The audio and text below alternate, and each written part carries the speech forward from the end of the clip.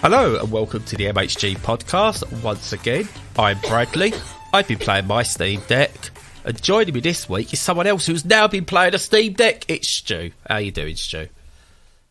I'm very, very good, yeah. So I have the deck, as it is it's called. It is probably big enough to stick some rollers on and use it as an actual skateboarding deck as well, but I like it. It feels comfy. As I said, you get charged with one of these to get through the over the QET bridge into Kent. It's that big. Yeah, you get the people going, hey, hold on. They think you're carrying some illegals in the back or something. It's like, no, it's just Steam Deck. Just received it, mate. So yeah, no, I mean, I won't ramble on about it because we've been doing that loads, but just for reassurance for people who are thinking like, oh, you know, what's the experience like? Yeah, the screen's fantastic. The weight is really good. It bounces really well in the hands. It's got great grips. I've got tiny, tiny, tiny hands. It's not too big for my hands. You're like Donald. Yeah, exactly. Donald / Beadle is going on here. So all of that's really cool, and every game I played has just worked. Anything that's, you know, listed as Steam Deck ready. I haven't played anything really funky yet in terms of stuff that's already in my Steam library, but says that it doesn't work. But I have already played 2 standalone demos that don't install, that are fully Windows, Windows based. Okay, a little bit of a faff getting it working, but not much. Now working perfectly. And immediately got streaming set up and was playing Tunic on Game Pass. So, yeah, in a really short space of time. Oh, and I played Vampire Survivors, but, you know, that was bad. I was on last night. I was playing Vampire Survivors, ironically, as it was as well, and it popped up in the corner. Treble is online playing Vampire Survivors. I know. If it hadn't have been for desperately wanting to try out all sorts, I would have been on there for, I don't know, good couple of hours, because I love that game. It's so good. So I've got the thing now. So the one thing you can do, it runs Euro Truck Simulator really well, and apparently American Truck Simulator really well as well. Get yourself sat in a car, stick on Euro Truck Simulator, and it's the ultimate simulator experience then, because you get the actual feel of the road. I shall have to do that. And if you're in the passenger seat, play American Truck Simulator, because the driving's on that side then, the wheel. If you're in the driver's seat, play Euro Truck Simulator. Obviously don't, because you know that's a joke. Don't play it while you're driving. Yeah, but no, that sounds good. I'll have to give that a try. Yes, I'm still at that stage. What am I, 3 weeks in with it now, coming up to, of just like, oh my God, I can play this on this. I can do this, I can do this, I can do this, I can do this. And it's just amazing. The 40 hertz screen thing has been brilliant. It's really given me some extra battery life, and the games I'll be talking about today, they've all been played on the Steam Deck, despite every single one of them still having that little question mark. Nice. Me too. Everything I've played has been on, a mixture, but definitely works on Steam Deck as well. So, talking of Steam Deck and playing games on Steam Deck, do you know what else you can play on Steam Deck? What? Video games. Hey! That segue worked. That was a big John Malkovich style segue, that one. It really was. So, what have you been playing, Stu? And where have you been playing it? Well, you might guess this one. I've been playing them on the deck, and yeah, this is like even just since yesterday. So I've been cramming in as much as I can, mainly because I hadn't played anything new to talk about, and I was holding off on talking about it on the podcast and playing on the deck. So the first one I played was, you see, and the name of this game. Some games the names just don't stick in your head. Yeah. Please tell me it's not just me. No. Well, don't refer to me, because I forget what I said 5 minutes ago. So, yeah. Well, I'm playing a game called Hope's Journey, and this is one of the strangest games I've ever played. So the idea of it is that it's a little bit like it's so hard to describe. Okay, so the way that it looks like a Japanese RPG from the 90s. It's got that top down, really basic sprites, 2D kind of thing, and when you talk to a person, text bubble comes up and you chat with them in a separate little window. It's like a visual novel style thing. The quirk, if you can call it that, because it's the entire sort of raison d'etre of the thing, is that it's about mental health, and it's about your own mental health and how to have coping strategies. Now, throwing that out there, it makes it sound like it's going to be really sophisticated, but it immediately bumps into some very weird stuff that makes the experience utterly strange for me. Like, for a start, I'm not sure if the person's like native language is not English, but there are a lot of spelling errors, and there's some really weird sentence construction that doesn't necessarily make sense. And sometimes I was sitting there scratching my head trying to reason out exactly what they meant by single phrases. But that's not terrible. Most of it is really understandable. But the whole idea of it is that you're a school kid who is having some problems in their life, and the game implies and tries to teach you some coping strategies. And where I'm up to at the moment, I've only been playing for about an hour, is dealing with catastrophizing. So thinking that every problem that comes up can be the end of the world, sort of thing. Which is a known, it's a known thing. It's a known piece of behaviour. Whether it falls into the diagnostic criteria, I'm not sure, but it's certainly it's like commonly acknowledged with a lot of people. Oh yeah, I've been there. I've spilt food on the carpet, and that is the worst thing to ever happen to anyone in the world, and that you're scum for doing it. True, but you see, this is where problems come in, because unless you are using stuff that is diagnostic criteria, the way that people can think about and interpret what you're talking about can be really wide-ranging. Now, if you tell somebody this is the diagnostic criteria for, schizophrenia, and that person goes away and misinterprets it, then that's on them. If you've got a game that talks about something, and as it says in its disclaimer at the beginning, this is not necessarily the diagnostic criteria, this is this is our interpretation, this is things from online, blah, blah, blah, you may be running into some issues. Now, that's not to say that the game is bad or ill-intentioned, but it's very strange. So, I could talk about it for a long time, even though I've not played it for long. But the big problems at the moment for me are, is the communication thing that I was saying before. It doesn't always make sense, and that's very difficult to pass when you're trying to concentrate hard to learn a lesson about mental health. Secondly, the characterization is very strange. So the character immediately starts out with having problems. You don't get to know her personality. You don't get to know any of the positives in her life. You don't get to know any of her friends. It really immediately goes into her teachers and counsellors talking about what's wrong with her and what she should be doing to try and fix these problems. And me as a gamer, me as the player, I'm there going, well, you're asking me to make judgments about how they should deal with these things without telling me a wider context of what their life is like, how much pain they're in mentally, whether there's an external factor that's causing a lot of trouble at home or in a wider life that isn't related to study, etc., etc., etc. So when you start down this road, you've got to be really careful. And at the moment, I'm not sold on them being careful with this at all. Yeah. So the range of people it might reach, either on an emotional or educational level, is going to be very narrow because of that. I'd have to play a lot more before I could put anything definitive. But at the moment, it's an interesting experiment that I don't really feel is working. Yeah, no, that's absolutely fair enough. What you say is interesting, because if you're going to do something that characterises someone in a certain way, you've got to build to that. So if you look at... It's a totally different game. If you look at Senua's Sacrifice, it doesn't obviously offer any therapeutic experiences or anything like that. But it slow builds a window into Senua's psyche and why she is feeling what she's feeling, hearing what she's hearing. Whilst it doesn't give you like clear answers to anything, obviously it goes places, and it's definitely well worth playing if you haven't already.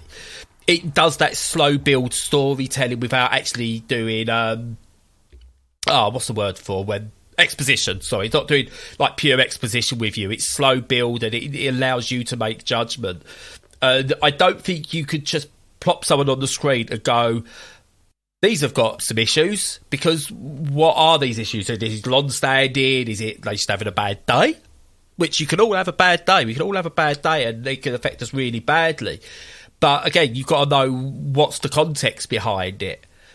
Is someone just having a bad day because, they got some bad news earlier in the day and someone died? That will put everyone in a bad mood.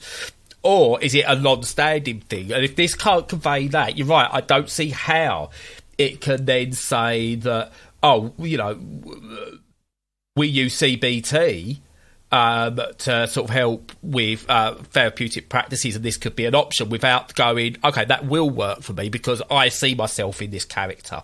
Or it doesn't work for me because I don't see myself in this character. That has to be a fundamental there, unfortunately.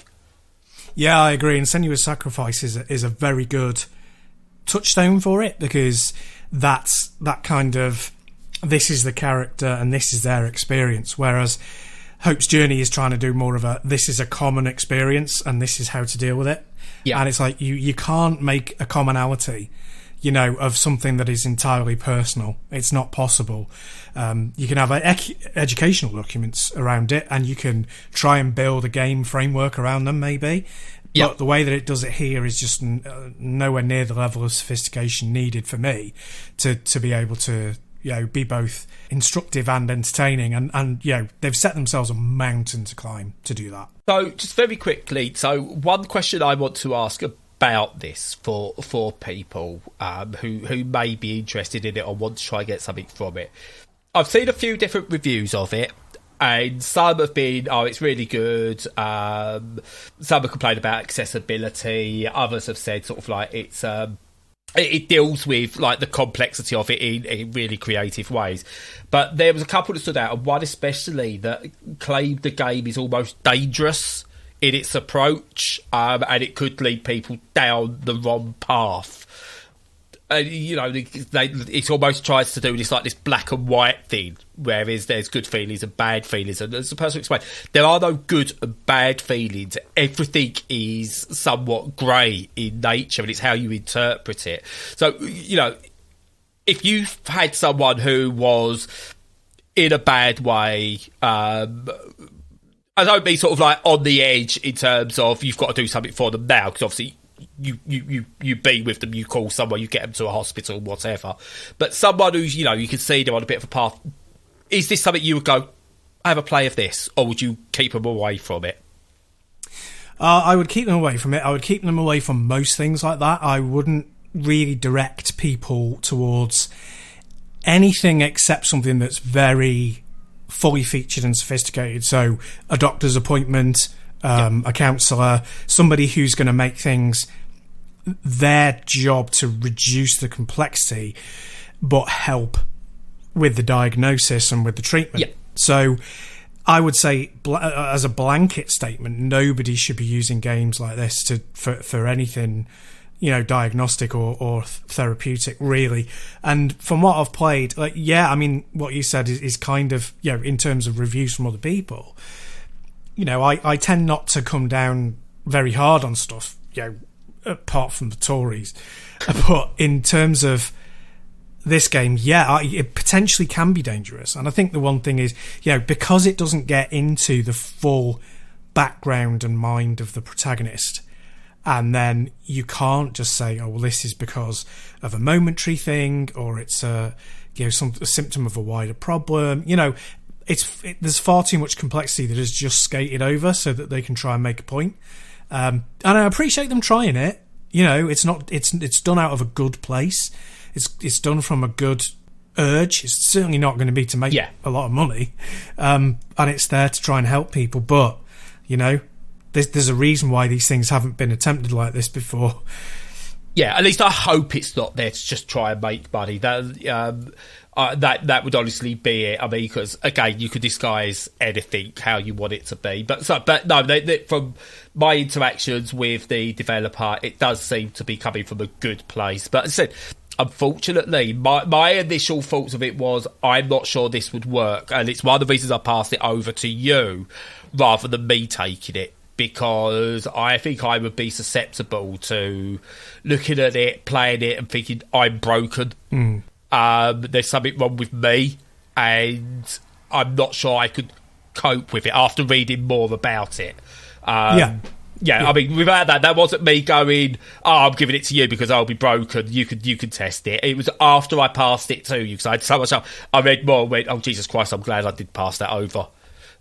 Because I've tried, people just go, have you tried CBT? And tell me what their version of CBT is. And it's, you never take advice on CBT from anyone but a professional in a professional environment. Yes, and everybody, people have different reactions to even the concept of CBT as well.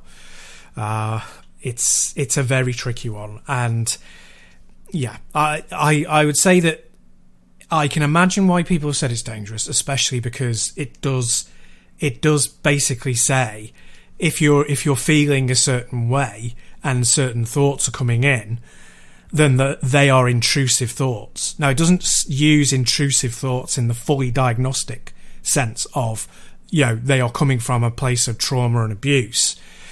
But it's saying that your current experience is producing thoughts that you may not be handling in the correct way, and this is how to handle them.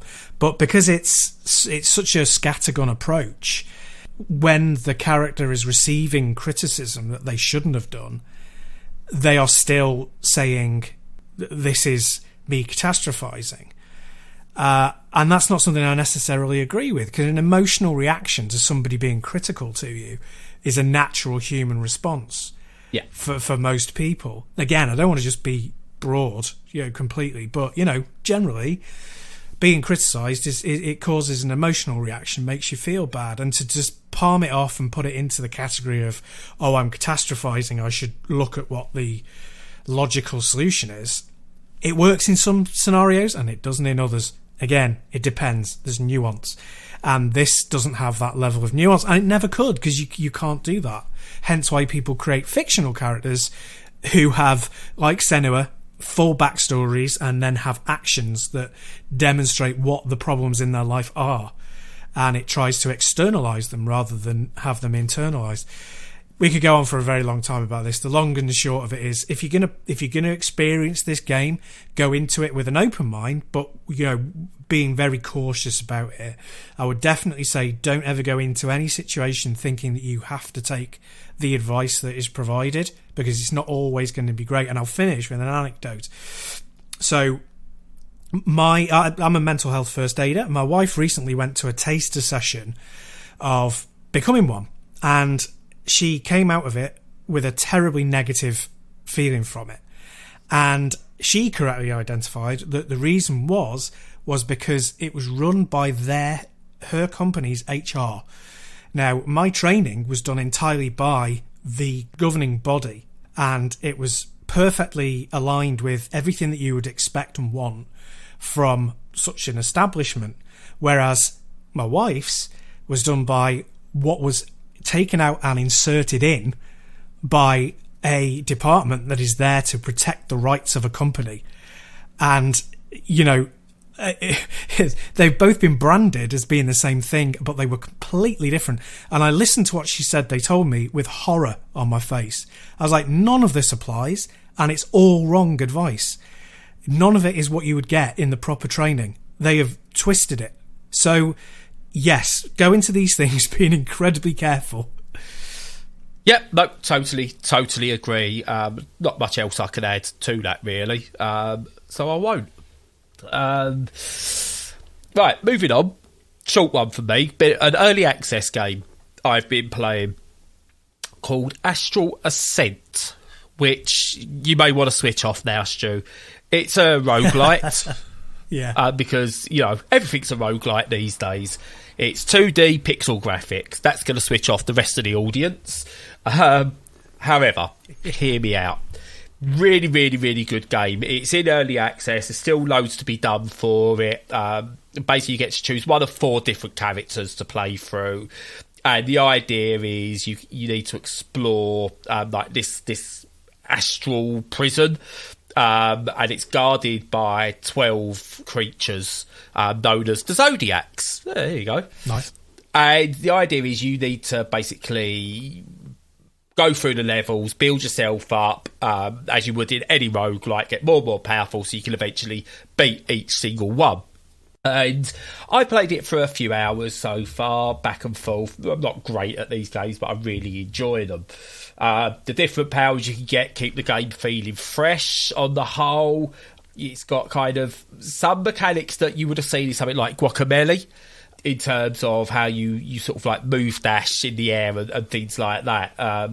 Yeah. And it works really, really well. Then it's got, I would say, a bit of Dead Cells to it, in terms of what the combat is, and again, that works really well.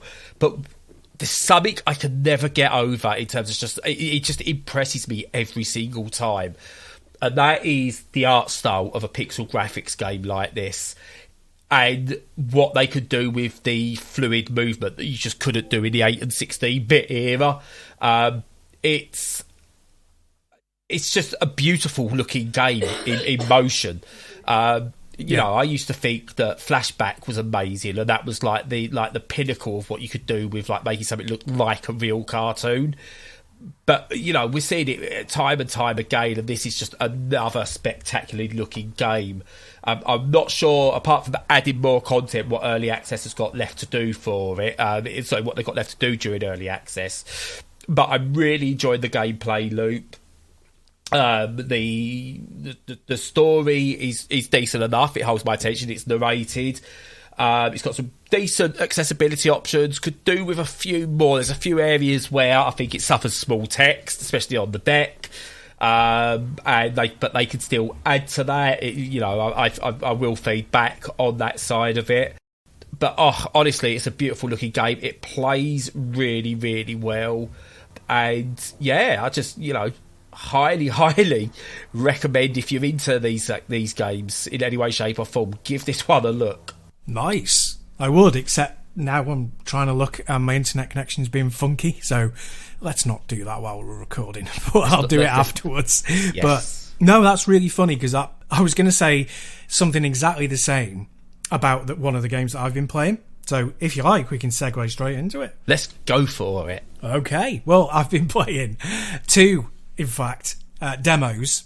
One was created in a week, and one has been in development since 2020. And they're both phenomenal in their own way.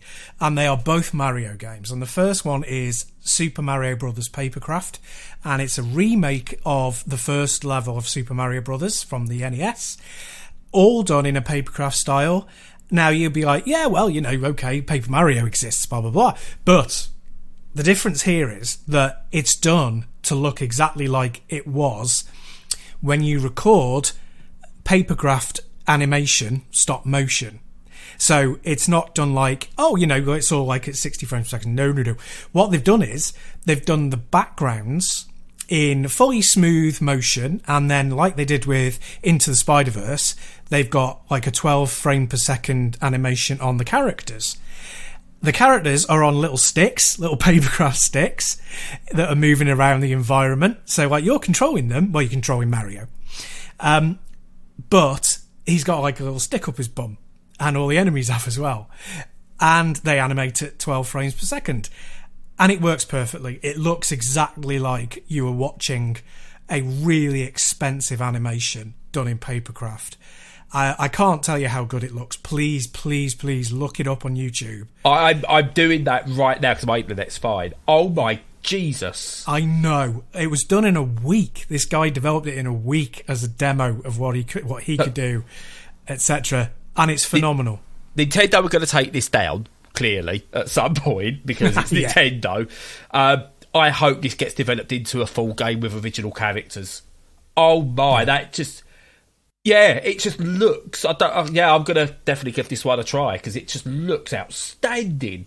Yeah, I'm gonna look up his coffee or his, whatever, and pay him some money because that is just superb. You need to reward creators for doing stuff like this because I'm really hoping, like you say, that he gets a job off this that is like making a game that looks exactly like this but with different characters because even the level complete comes down on a stick. Yeah, and like other things I haven't mentioned, it's got like it's parallaxed, so if your character goes behind one of the clouds, it is like going behind a paper cloud, and you can, if there's a hole in it, you can see through and you can see Mario. There's tons of really good high resolution shadows, so that they look, because they're so high resolution, they look real.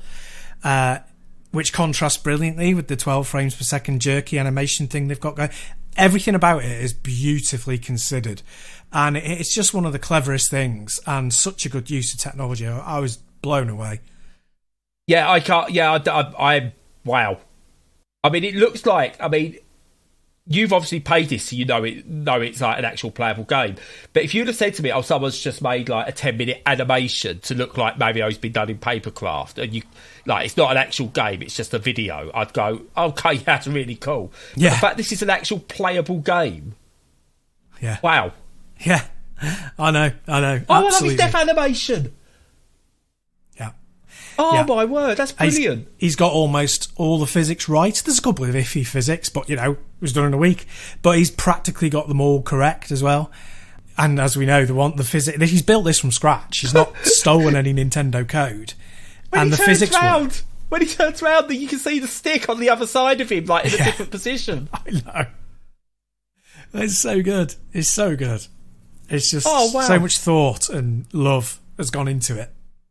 Anyone who says there's no creativity in video games anymore is only playing the latest Activision / Ubisoft game. They really are, because, wow, that's just... It's a platformer, and which, yes, we've seen hundreds of platformers, if not thousands, before. But this makes me want to play it, even though it's just Mario. It looks so...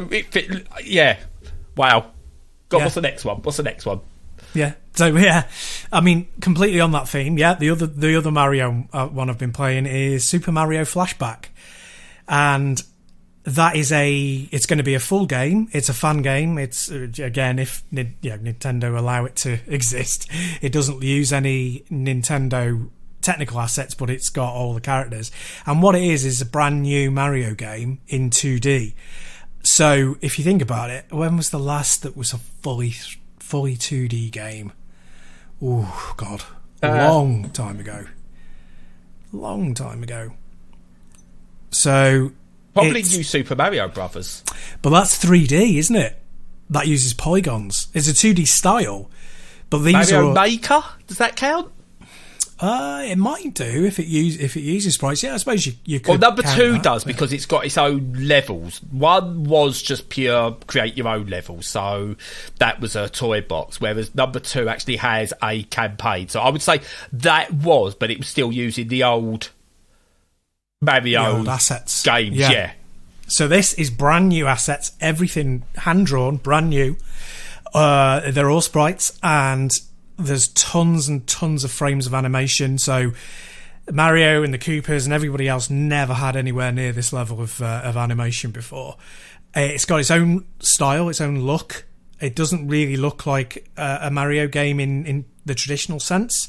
Everything's still the same size, and it's got all the same skin and everything, but certain features are exaggerated and some are toned down, and it has its own aesthetic that blends them all really well together. The level design's really good so far that I've played. First couple of levels, all the physics work really well. It's got a blend of controls from loads of different games. So new Super Mario Brothers, like you mentioned, it's got a health bar, like I think is in that, but also is in like Mario Odyssey and the 3D adventure games. It hasn't got triple jump, but it has got wall jumps. So it's picked and chosen certain aspects and abilities from the games to make sure they fit into a 2D one. And for anyone who's disappointed by the aesthetics of New Super Mario Brothers, like I was, it's just so much nicer than that. It looks gorgeous. It's, you know, a joy to play. So far, the level design's really clever. It doesn't start off easy either. It starts at, you know, it'd be like World 3 in a regular Mario game. It doesn't ease you in like it does for the kids, you know, for the regular series. It's ongoing. It was started in 2020, and I'm really going to keep my eye on this one because so far it's really great, and it works on the Steam Deck. Although there are some iffy bits around it. I can only get it going with like experimental, and then even then there's a couple of problems. But you know, pretty much out of the box, apart from a couple of tweaks, good stuff. Yeah, I'm watching a couple of videos as you speak as well. And whilst this doesn't have the immediate impact of a Papercraft Mario, it's the more I watch it, the more I'm going, oh wow, okay, yeah, this looks really, really good. Yeah. And if you'd have said, you know, Miyamoto was making this, you'd go, okay, yeah, I'm up for that. Let's bring it. It looks like what should be the actual proper direct sequel to Super Mario World. Yeah. It does look. It looks in that kind of a style, and you know that level, like you were saying before, which is why it's such a good segue. Is that you could never do that on the 16-bit systems. The 32-bit systems didn't even have enough memory to do it, and then by the time of the modern era, nobody's bothering. It's like, oh well, yeah, we do it in 3D and we can make it look like it's a 2D game. And it's like, but you know, if you go through the process of hand drawing the sprites and making it look, you know, making them move and animate in that kind of particular way, you produce something that's a different type of art. Yeah, and it's still worth doing. So yeah, fabulous. This makes me now watching this, and I know it's a completely different genre, but I want someone to go back and remake using like this sort of modern, like what we could do, and do like FIFA 94 and stuff like that. Yeah. Because just the extra frames that you could put, and the extra sort of like frames of animation you could put in now, and have it running so smoothly, it just, wow, yeah. And 2D Mario is always the best Mario. Don't get me wrong. I enjoy Mario Odyssey. I enjoyed Mario Galaxy. They're both absolutely spectacular games. I even like the water one, whatever that was called. I forget. Sunshine. But in terms of, I will probably rarely ever go back and play those. But give me Super Mario Brothers 3, Super Mario World. I would go, okay, I'll put everything down and play those again. And this definitely looks in that vein. Yeah, it's definitely one that you will be right up your street. You should definitely give it a go. I'm in for that one. Excellent. Great, I haven't got enough to play. Oh, same problem myself. Right, moving on, something that's not Mario, but it is cute and it is quirky. And it was a platform exclusive, but now it's not. It's Bugsnax. Yeah. Because I initially asked for this and I was going to go for, I want it on Switch. No, I don't. I don't want this on Switch anymore. Can I guess what you prefer it to be on? I've played it on Steam Deck. Because, again, like most games, I think it's a brilliant handheld game in terms of just pick up, stick it on, play wherever you want, sat on the sofa. Brilliant for that. Don't want to play this sat at a computer chair. And look, there's not much I can say about Bugsnax as a game. I've written reviews and stuff on it before as an actual game.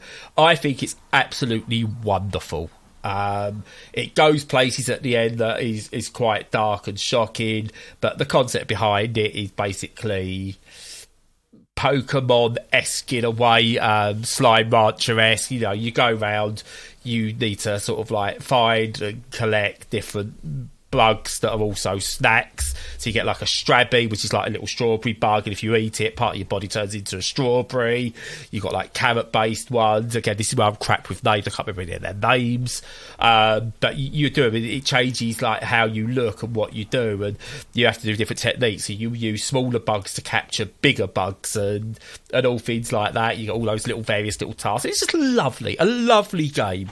It's got a brilliant art style, and I think when I mentioned it before, it does inclusivity spot on, because the two of the characters in it are in a loving relationship. They just both happen to be women, but it's not mentioned.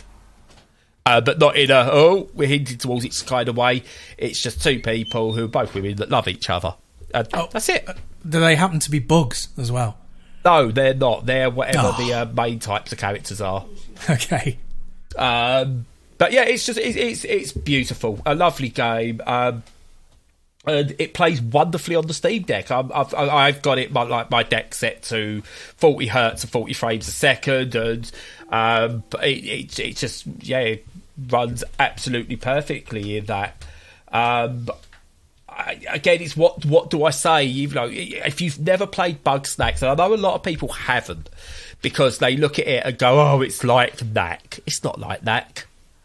It's like Knack was okay, right? I enjoyed Knack for what it was. It was a quirky thing that was like nice to have on the PlayStation 4 because there was not much else.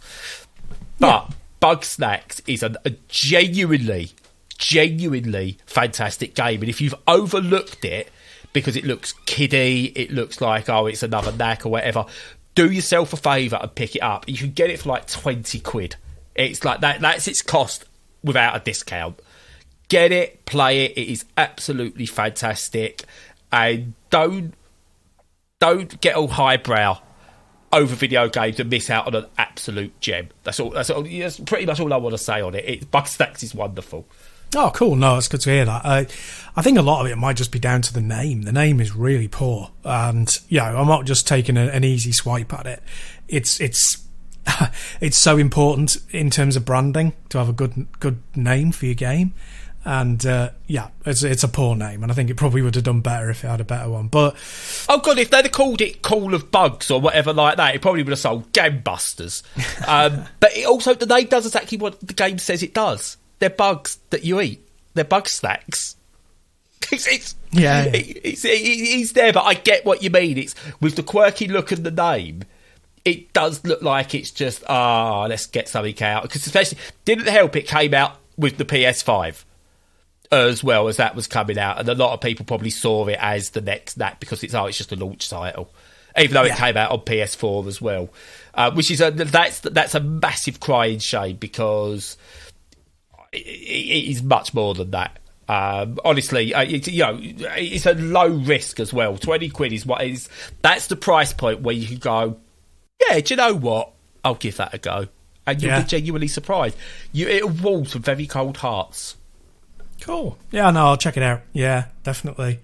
Well, the 40 hertz, 40 frames per second thing I've been doing, really good. I stuck on Scarlet Nexus, which I'm still midway through, and absolutely great.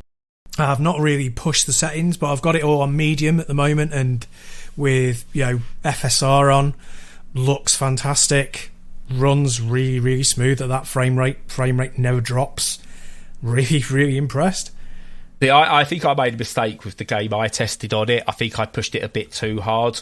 Elden Ring? No. Go on. Pixelumia. I don't know. It's a difference.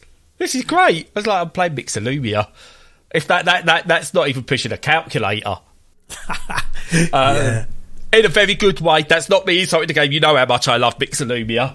But that's not pushing the calculator. But I turned on 40 hertz mode and went, right, let's see what this can do. Oh yeah, Pixelumia. Oh, you're nutter. But I've played like Grid, Auto Sport on it. Absolutely fine. The one genre where I think frame dips, and if it does make a difference, is definitely in racing games. Yeah, Grid, Auto Sport, spot on. Nice. So what's the last game you've been playing then? My last game, and it is my game of the week. The game of the week. The game of the week. Bum. Okay.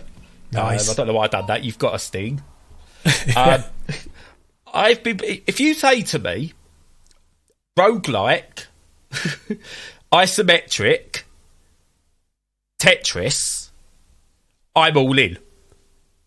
That's two of those words are definitely for me. And the other one I do like an isometric game as well. They do look good. Oh, yeah. But I've been playing Twoot River. Oh. Now, this has been getting actually a fairly mixed reception, which surprises me. And I think people are struggling with the mechanics a bit, and it is difficult. I will give it that. It's difficult, and there's a learning curve, a steep learning curve. But basically, what the general premise is, you're in a roguelike, there's a story. Don't care about the story. Never do with these sorts of games. Just give me the weapons and let me go at it. I should probably take more stories in, but I don't care. Anyway. Nah. But yeah, so you basically go in this procedural dungeon as you do, and all the bits you walk on, the floor and everything, and they're all different platforms, but you kind of move them, and they're shaped like Tetris pieces in a way. They're not all Tetrominoes. They're all different sizes and shapes or whatever. But basically, you can slide them together to make bigger platforms. You could, if you're on it and you've got to take on an enemy, you could like draw an enemy in so they're close to the edge and move your platform back, charge your attack, go back in, slide in the platform and attack the enemy. Or you can use it to sort of like draw them one way, go round the other, and then get like a back attack on them and stuff like that.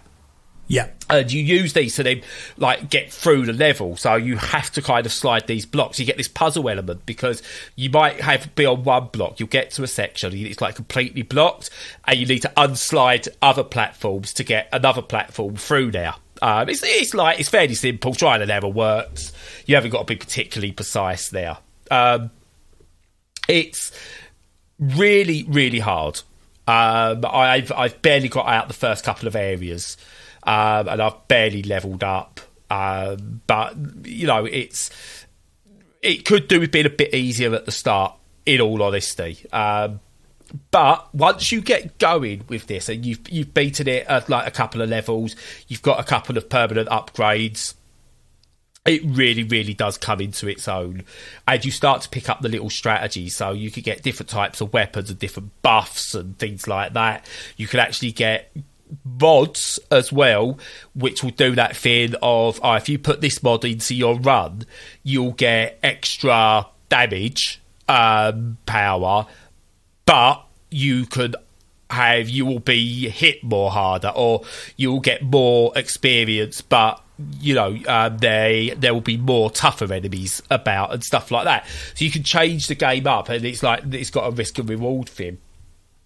Visually really nice, but what they've done, which I really like, and there's one reason I really like it, is they've got a really good approach to accessibility. So there's a colourblind mode. Again, that's really good. You can change the size of the text to normal and large.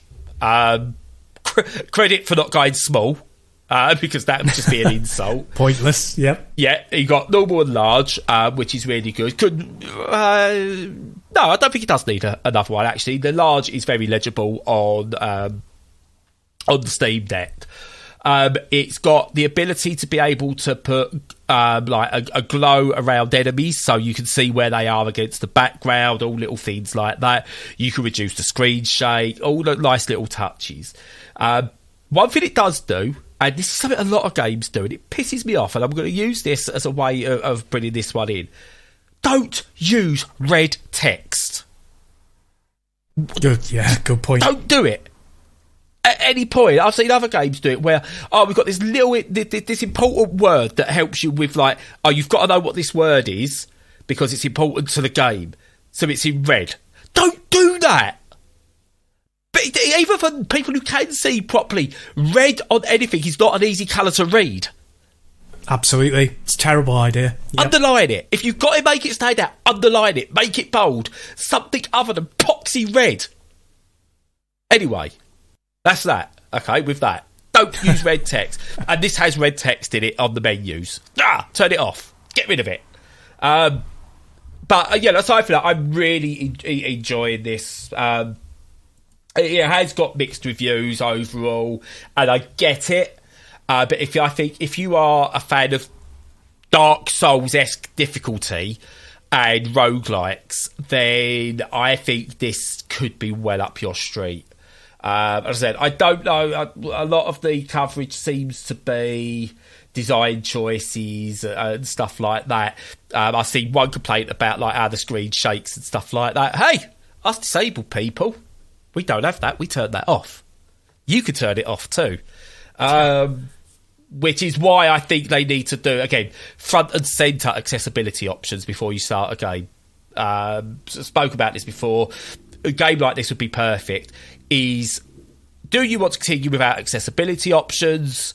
Press A and just go through. Do you want to set up accessibility options? Or, or do, like, basically a yes, no. And if you press yes, you get the list of accessibility options. If you click no, you click through and start the game. Replace all start screens. When you've got your screen that says press start to go to start and it takes you into a menu anyway. Yeah. Just replace that screen. Yeah. Press A to go straight in. Press B to do accessibility. Yep, I agree. I think that you should have like little animations, little screens of what will happen. Yeah. If you turn it on or off or whatever. And yeah, good job. Yeah. Do you know what? I'd be happy if it didn't have that and it was just a list. Honestly, it's better than what we've got now. But yeah, if you could show, like, because you've got colourblind modes on there, they've got like these weird names, like medical names too. I don't know what they actually mean. And you can turn them on. There's 3 of them and none. Well, I don't know what they are. I don't know what these words are because I'm not colourblind, but I don't know. Like sometimes a colourblind option can help me. So I'm like, I don't know what this one is. Yeah. So if I had a little graphic that showed me what it would do, yeah, that's absolutely brilliant. But what I'm getting to with this, it's got really good accessibility options. Could do with a bit of improvement in some of them, but overall really good. But yeah, really, it's a really, really good game. People are complaining about the combat system. You just got to get used to it. It's a different combat system to other games. Just get good, is what they say in it. Yeah. No, I think there's a lot of kind of like when they first started making games, like when games were in the arcade, there was very little at home. It obviously catered to a particular demographic. It was like young males.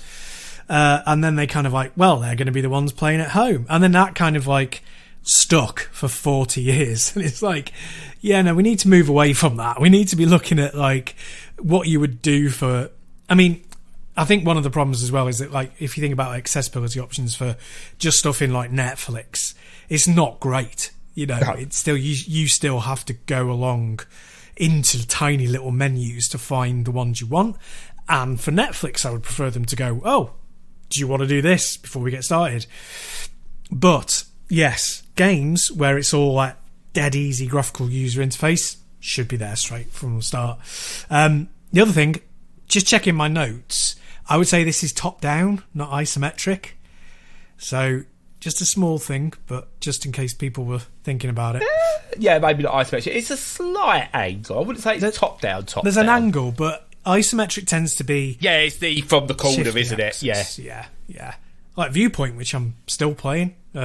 Still trying to 1 credit. I can get... Well, sort of get to level 4 on 1 credit, which is pretty good. Yeah. Get in there. Yeah. 4 out of 6. So, yeah, get in there. Yeah. Get in there. You'll do it once without recording. Oh, yeah, never totally. be able to do it again. Yeah. Oh, without a doubt. Yeah. But yeah, no, Twoot River, the not quite isometric game. I'm not sure why I said isometric. I think it's because as I was checking things, it's the tags on it that I've got are isometric, and I think I just went. Yeah, I think even as I said it, I went. It's not quite, but they've said it is, so maybe it is. Maybe that counts as isometric. I don't know. Yeah, I feel really petty bringing it up now. No, it doesn't matter whatsoever. No, because you say that, like, but some people would go, well, it's isometric. I'm going to give it a negative Steam review. Yeah. It's a weird angle, isn't it? It's yeah. It's kind of like Hyper Light Drifter. That was the same thing, I think. So it's not fully top down; they're angled. So it's a top down camera, but stuff is angled so that you can see the front of it rather than just the top. Yeah, I dare say it's one of those that if it was in if this was 3D and like 3D world and you had it at that angle and then you move the camera to the side, it'd be like, do you know when you see like a football game and you've got those advertising hoardings that are painted on the pitch, and then you look at them from like pitch level and they're like really stretched. Yes. I've got a feeling that's what this would look like if you went down to the actual level of the game. Yeah, no, that's a really good comparison. Funnily enough, I was playing Demons of Asterborg on my Mega Drive the other day, and that's got an effect where it shifts like you see the side of a building when you come into the level, and it's only a 2D platformer, and when you move past it, it shifts, and it shifts out of sight. A really nice effect. If they could do that in Twoot River, that would be really cool. Well, there you go. Something for them to do for the sequel, Twoot River. Also, Twoot River, because it's like the second. It's number 2. It's the second game. It's Twoot River, TWOOT. Also, every time I start the game, I can't help myself. Go Twoot River, blah blah blah blah blah. Even though I just can't help myself. And it needs that as the intro theme song, like just the music. Yeah, it needs also, I'm never totally, singing again. I definitely. do apologise. Never sing again, bro. But yeah, that's all. Well, it's not all I've been playing. I've been playing loads, but it's all I'm fitting in today. More. I'll be doing a couple of sound bites coming up, so you can look forward to those if you haven't tired of my voice. Talking of which, just one little aside. Mike Biffle, I think it was, put on Twitter a thing called, like, he's done a verbiage for definition for what podcasting means, and he put on there, it's when you're on a group telephone call for work meeting and you just sit there listening, not joining in, as though you're listening to a podcast. And I was thinking, I bet Stu's got a much different view of what podcasting is, which is trying to get a word in edgeways, but Brad doesn't shut up. Oh dear. You haven't done the line. Because I'm not shutting up yet, that's why. Oh, I was so hopeful then. Oh. I could have segued into that, couldn't I? Oh well, I'll shut up now. Yeah, that's definitely the experience as a listener. It's definitely not the experience as a participant. But fair play to him. But on that note, I probably spoke about the first game, Hope's Journey, way too much. So if you get an edit of this and it's only 5 minutes of us talking about it, that's because we rambled on for like 20 minutes talking about it. I think it's important. I think it was important, actually, what we had to say about it, because I think it's trying to be something. I'm just going to cover this one. It's trying to be something that I don't think it should try and be. Yeah. Even though the intentions are good, and I think it was important to cover that in a more in-depth way than we do with most games that we play. Yeah, no, that's fair enough. Yeah. Cool. So, other than that, follow us on all the socials and join our Discord if you fancy a little conversation about anything, any topic you like. And other than that, have a great week, stay safe and stay sane.